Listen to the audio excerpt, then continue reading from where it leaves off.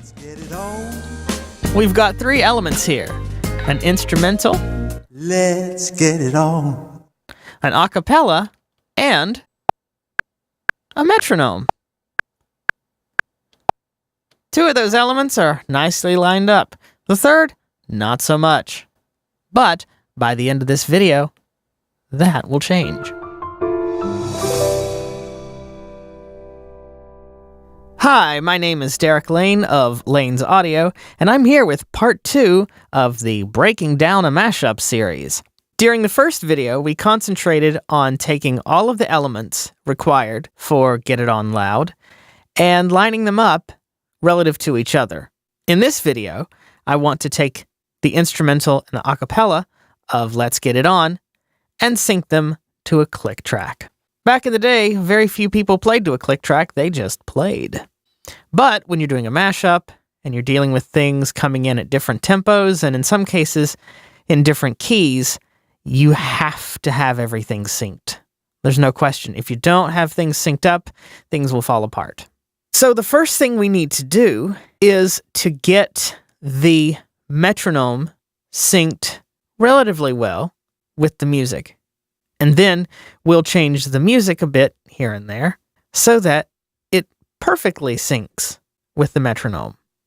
So what needs to happen is we need to be able to change the project tempo without the audio being affected. And to ensure that this condition will exist, you need to go to your project settings, which you can access by pressing Alt-Enter. Project Settings dialog. And after making sure you're on the Project Settings tab, you'll press Tab, ironically enough, into this dialog a fair bit to make sure that your time base is set to time.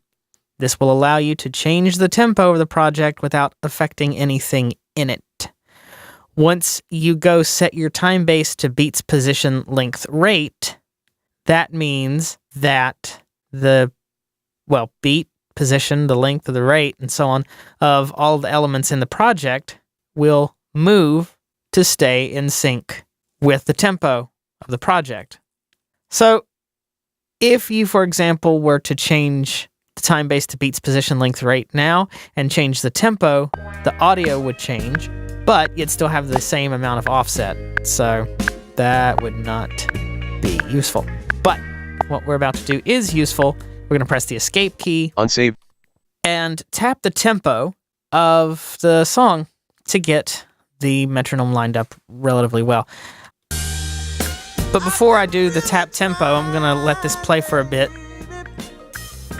There we go. Now let's do 1, 2, 3, 4. That ought to do it. I've been really trying, baby. All right, that's cool. But let me show you something. From the top of this project, if I press and hold the page down key to go into this several measures. bar 26. Here we go, and I press play. With me, loving you. Yeah, it's drifted. So, stretch markers, Bar as I said in video 1, are necessary. In review, stretch markers let you take pieces of audio that exist between them and increase or decrease the rate. And increase. So if you would want to decrease the rate of a piece of audio, you would lay down 2 stretch markers, one on each side of the piece of audio, and then move the stretch markers closer together. Then move the stretch markers closer together. All right. But the question now is, how do you add one stretch marker to 2 tracks at the same time? Do you have to take the instrumental and sync it up and then go back and do the acapella? I'm happy to say, no, you don't. Because all you have to do is group the 2 items in this project, the acapella and the instrumental. I'm going to go down to track 2. To Marvin Gaye, Let's Get It On, instrumental. And then by simply pressing Control left arrow, 1 Marvin Gaye, Let's Get. I've navigated to the start of it. And I'm going to now press Control A to select all. Since select all with Usara is context sensitive, that has allowed us to select all the items in this project, which will now be grouped as a result of me pressing Control G. There you go, they're grouped. I want to use the instrumental as the guide for laying down the stretch markers. So I'm going to press the down arrow to go back to track 2. 2 Marvin. I'm going to press Control left arrow to go to the start of 1 Marvin. that item. I'm going to press Control M to add a stretch marker at the beginning, because if I don't, that will create an offset and move stuff from the beginning forward. I don't want to do that. I want to use the beginning as the anchor from which other stretch markers will sort of, I guess, float, stretch, whatever. I don't know. Anyway, let's set the beat division to quarter notes with Control-Shift-4. Grid quarter. And let's press Tab to go to the first transient, which should be the snare drum. It is. And now, if you remember from the previous video where I showed you the custom action created by Gianluca that allows us to add a stretch marker and snap it to grid, well, we're going to use that right here, right now, with Alt-Shift-I. Set selection end. And get that snare drum right on beat. And if we go to the top of the project, we can hear that that's so. I've been really trying, baby. All right. Now, Grid hole. the phrase work smarter, not harder comes to mind. Since we've taken the time to get the tempo as precisely as we have, we don't have to do a lot of manual insertion of stretch markers. And that's simply because if we keep things at least semi-close to where they should be, we can use Reaper to create more stretch markers for us to get things very precise. So with the grid set to whole notes, as a result of pressing Control-Shift-1, Grid hole. I'm going to just go into this fair few bar measures. And we are off. So I'm going to press Shift-Tab to go to what I hope is the first beat.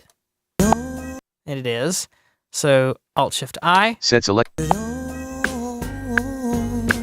And we'll be good for the next few measures. Go in here. R30.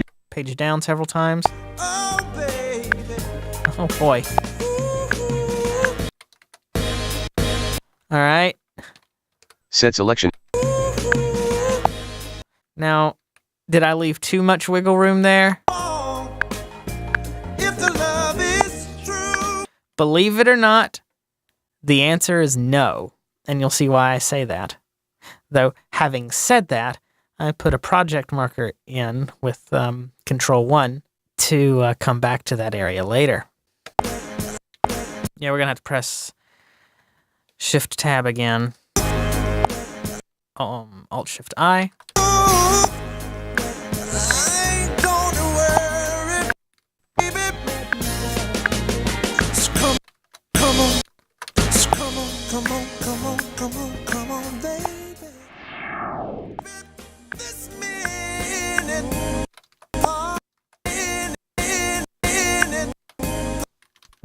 I got to scrub to find this one. Turn numlock on the numpad and use numpad plus to zoom in, scrub back a little bit. 48 point. In a little more, forward, out, back. There it is. There it is. There we go. Oh, yeah. Let's go, baby. Nothing wrong with love. It's obviously getting trickier. They're speeding up. Yep. That's not bad. But we can use Reaper to automatically make this better.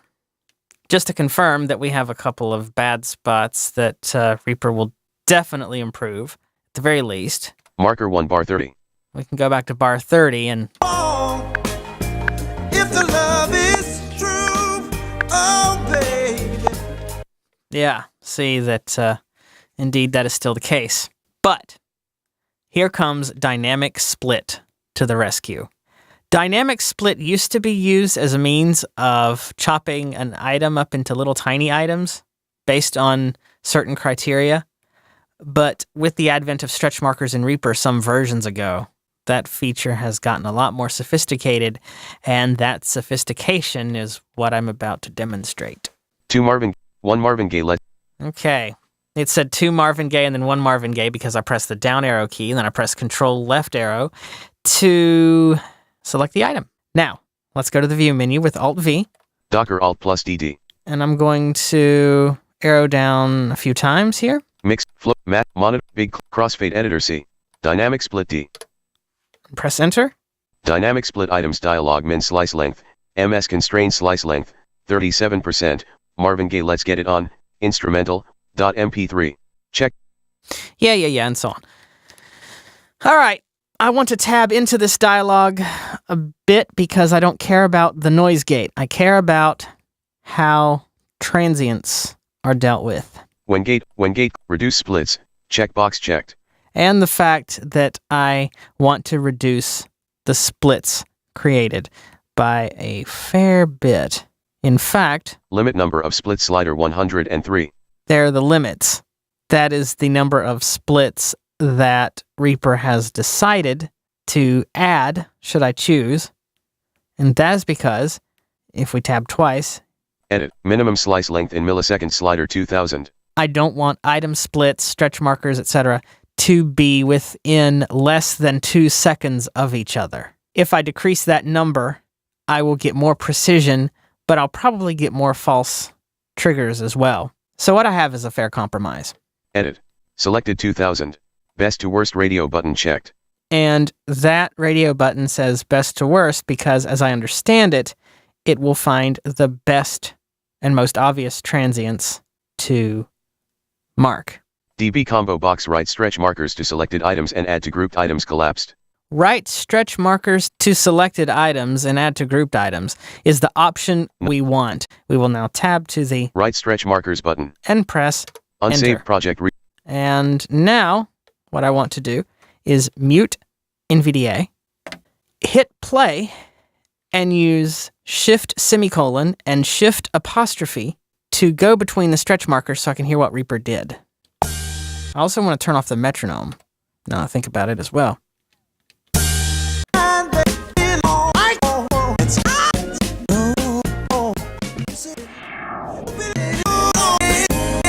Oh, there's another false one. Delete that. Go back one. Forward. Yep, it's gone. Good. Cool, now we're safe in taking these stretch markers and snapping them to the grid. And to do that, we need to set the grid division to which these stretch markers will be snapped, which is the 16th. So Control-Shift-6. Grid 16th. Great. Let's select 1 Marvin. the item again. I went to track 2, Control left arrow to select the item. Context menu. Press the applications key on the keyboard so I can get the proper context menu up. I'm going to arrow down 9 times and press enter. Item, sort, groups, takes, comp, item, stretch markers submenu S. To stretch markers submenu, press enter. Stretch markers menu. Add stretch marker at cursor control plus M unavailable A. And now I'm going to arrow down 3 more times. Add stretch markers in selected item submenu S. Stretch markers in selected items, press enter on that. Snap to grid S. And snap to grid. Unsaved project Reaper v5.94. Now that those stretch markers have been written to the grid, let's go to bar 30, hit play, and see if things are nice and tight there. If the love is true, oh babe. And indeed, they are. I want to thank you for watching this series so far. It's been a pleasure and an interesting learning experience to do these videos. In part 3, I'm not going to try to synchronize Ed's accapella and instrumental together and basically, in doing so, repeat the things that I have demonstrated in parts 1 and 2 of breaking down the mashup. But what I am going to do in part 3 is talking about changing tempo and key with audio data, not MIDI. That's too simple. Audio, much more interesting. So until then,